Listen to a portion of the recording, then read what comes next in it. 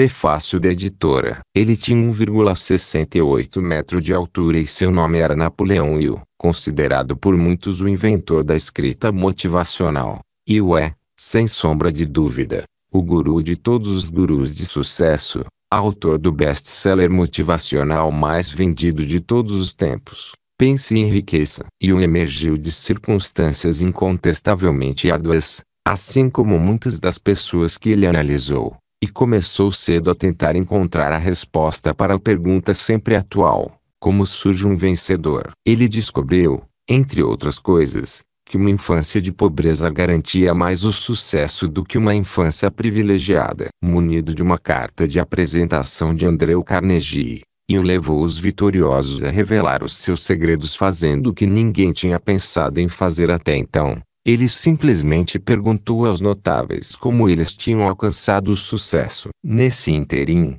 contra todas as probabilidades, ele próprio se tornou um vencedor, acabando por se ver relacionado ao lado de Marco Aurélio, Ralph Waldo Emerson e Benjamin Franklin. No entanto, antes de se tornar o famoso Napoleão Hill, ele realizou um sonho de infância fundando 2 revistas. Nessa época ele já havia analisado metade das 25.000 pessoas das quais, com o tempo, iria extrair informações, de modo que já estava bem versado em sabedoria. Porém, o pequeno homem com um espírito enorme ainda tinha 30 e poucos anos, e, afinal de contas, redigir artigos para revistas não é o mesmo que escrever um livro. De modo que Napoleão tirou proveito da descontração e das revelações pessoais que as revistas permitem. Os seus livros edificam, mas foi nas revistas que Napoleão Hill se mostrou à vontade. 25 dos meus 36 anos foram infelizes, é uma das suas revelações. No entanto,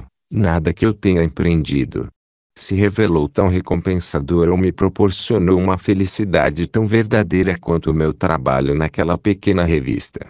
E foi no conforto da sua revista que Napoleão Hill se sentiu suficientemente seguro para dizer para si mesmo, há cerca de 15 anos, quando me ocorreu pela primeira vez ser dono e editor de uma revista. A minha ideia foi contestar tudo o que era nocivo e criticar severamente tudo o que me desagradava. Os deuses do destino devem ter interferido para impedir que eu fizesse isso naquela ocasião. Mais de um capítulo deste livro é dedicado à admiração de Hill pelo que as pessoas de mentalidade tacanha chamam de fracasso. A sua própria vida envolveu uma série tão extensa de fracassos vitoriosos que, quando estava com 50 e poucos anos, Hill se surpreendeu com o fato de uma década inteira ter se passado sem que ele tivesse que enfrentar um desastre pessoal. Mas Napoleão Hill, com frequência abatido, mas nunca derrotado, jamais se desviou do seu propósito principal claro e determinado. Ele iria ensinar a milhões de pessoas ao redor do mundo que até mesmo a sorte pode ser mudada e os fracassos bem aproveitados. De que outra maneira poderia ele ter tanto conhecimento disso a não ser por experiência própria? O sucesso não requer nenhuma explicação. O fracasso não concede álibis, afirmaria ele mais tarde com a autoridade que somente a experiência pode oferecer. Hill nasceu em 1883 em uma cabana de um único cômodo nas colinas do condado apropriadamente chamado de Wisconsin, na Virgínia. Ele foi uma criança impetuosa e rebelde que começou a escrever aos 13 anos como repórter da montanha para jornais de pequenas cidades, nunca tendo perdido a sede de obter fatos a respeito de pessoas reais que superaram as desvantagens, inclusive ele mesmo. Foi esse trabalho da infância que o ensinou a entrevistar líderes intimidantes a respeito das suas perdas e vitórias. A história de Napoleão Hill é uma daquelas que pareciam que iam ser ruins, mas que se revelaram boas. A mãe dele faleceu quando ele era bem pequeno.